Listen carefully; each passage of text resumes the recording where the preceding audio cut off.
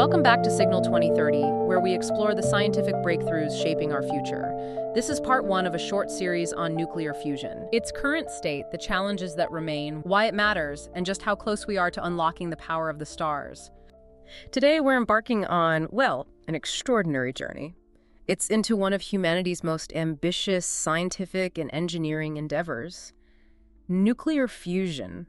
I mean, just imagine for a moment powering our entire world with the very same process that lights up our sun and all those distant stars. It's a huge goal. It really is. That's the audacious, awe-inspiring goal of fusion energy, the ultimate clean energy quest, really, where we dream of harnessing the power of the stars right here on Earth.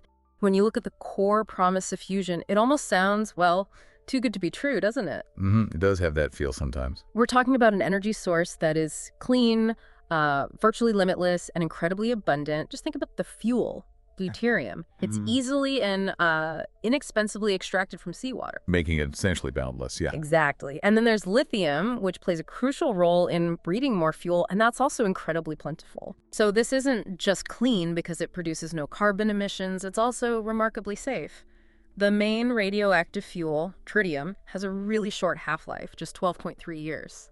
So if the promise is so grand, so transformative, why haven't we achieved it yet? That's the central mystery we really want to explore today. And it's precisely that question that defines the immense scientific and, frankly, engineering challenges we face. The path to fusion is, well, it's definitely riddled with complexities. From creating and sustaining conditions literally hotter than the sun's core to grappling with the intense interaction between that plasma and the reactor materials, it's tough stuff. Yeah. And this deep dive is designed to unpack those very challenges. And that's exactly what this deep dive is all about. Today, we're going to focus on the fundamental physics that makes fusion possible and the incredible, sometimes mind-bending machines being built to capture this stellar energy. We'll try to demystify the core concepts, compare the leading approaches, and really explore the truly monumental challenges involved in creating and sustaining, essentially, a mini-star right here on Earth. Okay, let's unpack this a bit more. The audacious goal, replicating the sun's power source. At its heart, fusion is about taking two very light atomic nuclei, think isotopes of hydrogen, and literally merging them, fusing them together to form a single, heavier nucleus. But here's the truly amazing part, the bit that makes it all worthwhile. When these light nuclei fuse, the resulting heavier nucleus actually has slightly less mass than the combined mass of the original ones. Right, and what's fascinating here, and indeed the entire reason fusion promises such immense energy, is the why behind that energy release. That tiny, almost imperceptible amount of lost mass isn't just gone. It's converted directly into an immense amount of energy. And this phenomenon is precisely what Albert Einstein's celebrated equation, E = mc squared, describes. The famous one. The famous one. Even a minuscule amount of mass, when multiplied by the speed of light squared, unleashes a truly colossal amount of energy. Just to give you a real sense of scale, the energy released from fusing just a single gram of this fuel could, theoretically, power a city for days. Wow. That's the kind of immense potential we're talking about. So, okay, that's the dream. Immense energy from tiny bits of mass. But what's the reality for us trying to, build a sun on Earth? To get these atoms to fuse, you need extreme, almost unimaginable conditions. To put it mildly. We're talking about heating the fuel to temperatures exceeding 100 million Kelvin. Kelvin, yeah. Not Celsius or Fahrenheit. Right, and to put that in perspective, that's more than 6 times hotter than the core of our own sun. Now, at these mind-boggling temperatures, the fuel isn't a gas, it's not a liquid. It transforms into plasma, what physicists often call the fourth state of matter. Think of it as a fully ionized gas. Basically, the heat is so intense that electrons have been stripped away from the atomic nuclei, leaving this swirling soup of positively charged nuclei and free-moving electrons. Okay, so you've got this super hot soup of charged particles, but that brings up a crucial problem, right? A fundamental one, yes. How do you get these positively charged nuclei to actually come together and fuse when naturally they repel each other, like charges repel? It's like trying to push two strong magnets together the wrong way. Exactly. They just push back powerfully. Yeah. This inherent powerful electrostatic repulsion is known as the Coulomb barrier. It's basically the universe's way of keeping atoms distinct under normal conditions. So how do you overcome it? Well, those extreme temperatures we just talked about are the key. They give those positively charged nuclei enough kinetic energy, enough sheer speed and force to overcome this repulsion, Mm. to literally slam into each other with enough force to fuse. So temperature is step one, but then what? Then once you have this superheated plasma, the next immense challenge is holding it there. You have to confine it, keep it contained at a sufficient density for long enough for enough fusion reactions to actually occur. Right, because it can't touch anything solid. Absolutely not. It would instantly vaporize any material wall. Right. So you need confinement. And the ultimate objective here, scientifically, is to achieve what we call a burning plasma. That burning plasma. Okay. That's a state where the fusion reactions themselves are providing the bulk of the heat needed to sustain the process. So we're trying to create these extreme conditions, this burning plasma. But what exactly are we trying to fuse? You mentioned hydrogen isotopes. That's right. While many light elements can theoretically undergo fusion, the reaction considered the most accessible, the most practical for, let's say, first-generation fusion power plants, involves two specific heavy isotopes of hydrogen.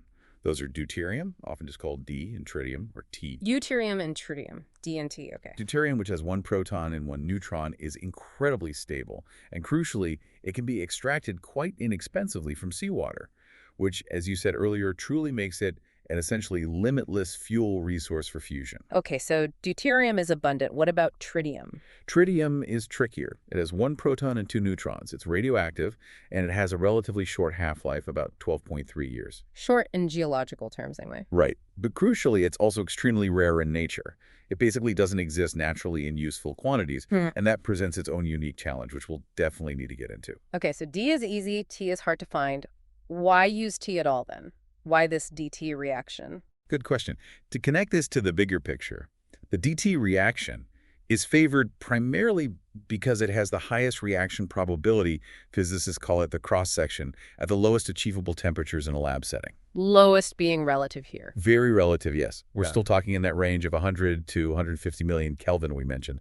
But other fusion reactions, like fusing two deuterium nuclei, require even higher temperatures to get going efficiently.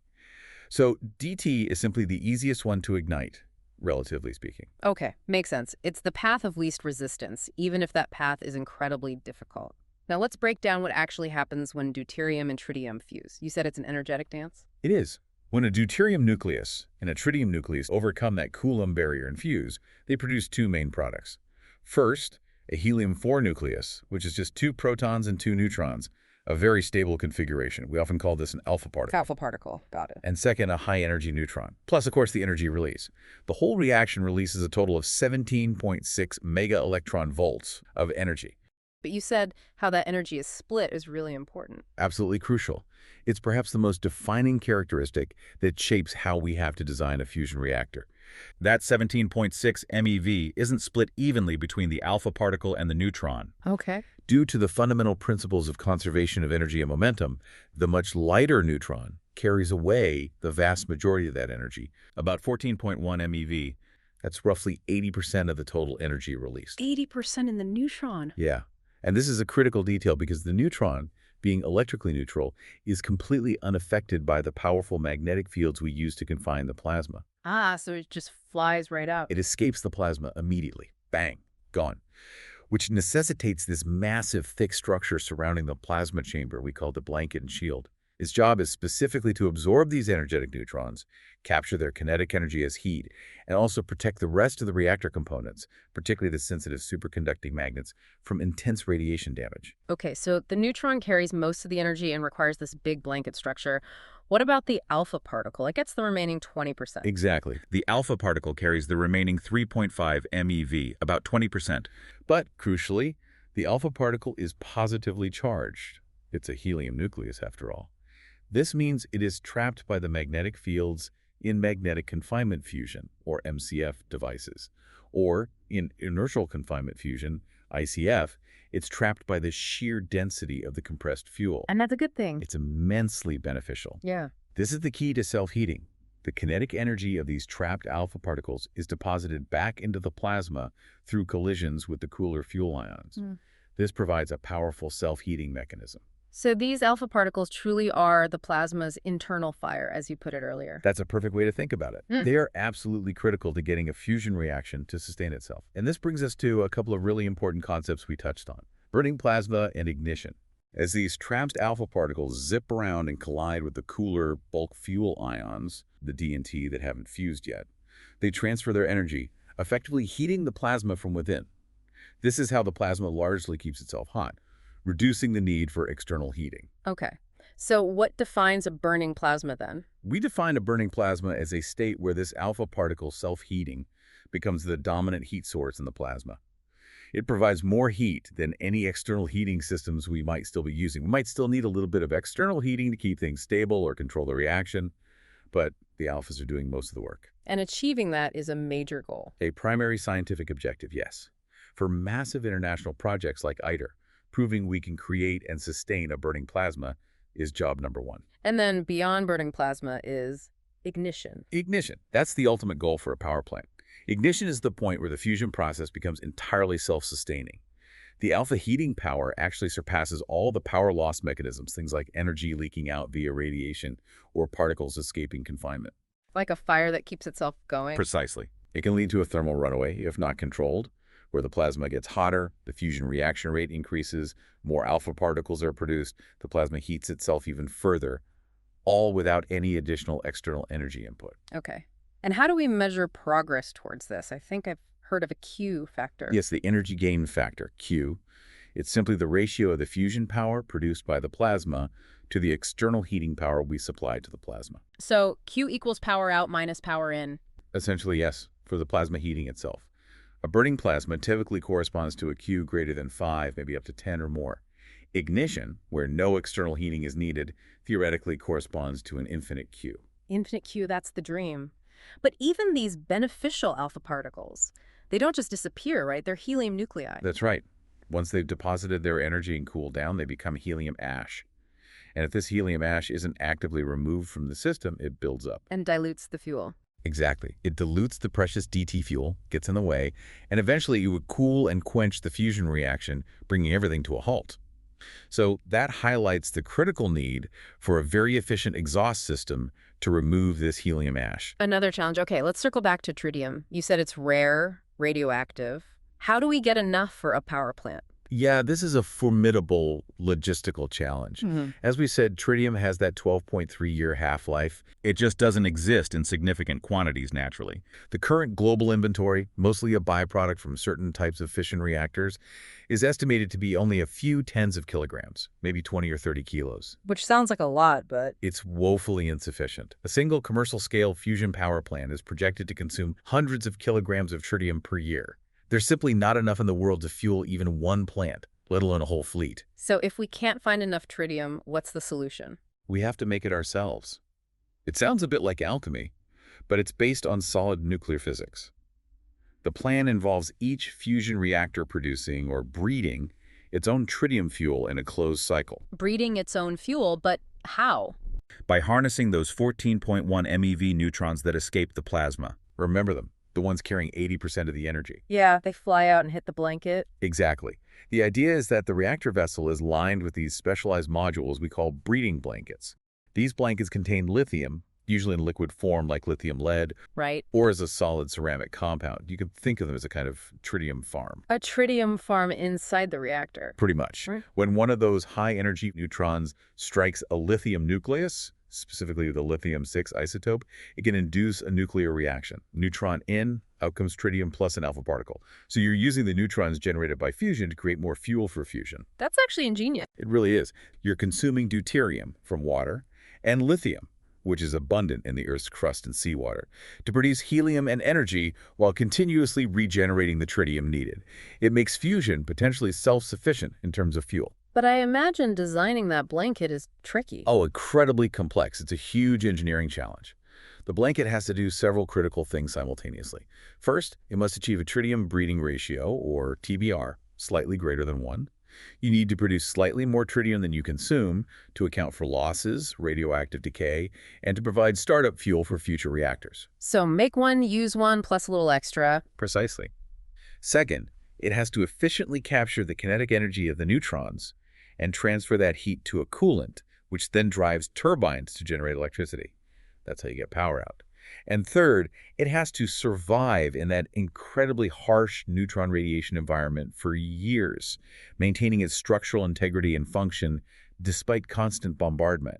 It's a materials science nightmare as much as a nuclear engineering one. Okay, this is getting really complex. We need incredible temperatures, confinement, fuel breeding. Here's where it gets really interesting, maybe. How do we know if we're even close? For fusion to work as a practical power source, we obviously need to generate more energy than we put in. A lot more, presumably. Absolutely. It's not enough just to get some fusion reactions. You need net energy gain for the whole system. And this brings us to a fundamental concept that really governs all fusion efforts: the Lawson criterion. The Lawson criterion. Okay. Yeah. Named after John D. Lawson, who first outlined it back in the 1950s. The core idea is actually pretty simple conceptually. The power generated from the fusion reactions within the plasma must, at a minimum, exceed the power needed to heat and confine that plasma. Plus, you have to account for all other energy losses from the system, like radiation escaping, particles leaking out, inefficiencies in heating systems, everything. So energy out must beat energy in plus all the losses. Exactly. And this criterion was later refined into a more comprehensive concept, a figure of merit, called the fusion triple product, often written as NTE. This is essentially the universal benchmark for assessing progress in fusion research, whether you're talking about tokamaks, stellarators, lasers, whatever. So NT tau E, what do those stand for? Right. You can think of it like baking a cake. Maybe it's a useful analogy. I like cake. Go on. Okay. To bake a successful fusion cake, you need 3 key ingredients, or rather conditions. First, you need enough ingredients that's your plasma density. N is usually measured in particles per cubic meter. The denser the plasma, the more fuel ions are packed together, the more likely they are to collide and fuse. So higher N means a higher reaction rate. Okay, density, ingredient 1. Second, you need the right oven temperature, that's your plasma temperature, T, typically measured in Kelvin or kiloelectron volts, keV. As we discussed, the ions need enough kinetic energy, enough heat, to overcome that Coulomb barrier and fuse when they collide. So T needs to be high enough, usually around that 150 million Kelvin mark for DT. Temperature, ingredient 2, hot enough oven. And third, you need to bake it for long enough, that's the energy confinement time, usually measured in seconds. This represents how long the plasma can hold onto its energy before it leaks out through various loss mechanisms like turbulence or escaping particles. The longer T, the less power you need to pump in to keep it hot. Confinement time, ingredient 3. Bake duration, so density times temperature times confinement time. That's the triple product. So N times T times tau E. For the DT reaction, aiming for that sweet spot temperature around 150 million Kelvin, the target value for this triple product to reach ignition conditions is generally considered to be greater than about 3.5 times 10 to the 28. in units of meters cubed Kelvin seconds. Wow, that's a specific number, 3.5 times 10 to the 28. It's the magic number, or at least the threshold everyone is shooting for. Meeting or exceeding this triple product value is the ultimate technical challenge for any fusion approach. It quantifies the simultaneous achievement of high density, high temperature, and good energy confinement. So when we look at the global efforts to achieve fusion, to hit that magic number, you basically see 2 completely different strategies emerge, right? Almost like 2 competing philosophies. That's a great way to put it. They represent radically different strategies to climb the same mountain to achieve that required triple product. I think that's a great place to wrap up this episode. Be sure to join us in the next one, where we unpack these 2 bold ideas in the race to make fusion a reality. Thanks for joining us, and we'll see you next time.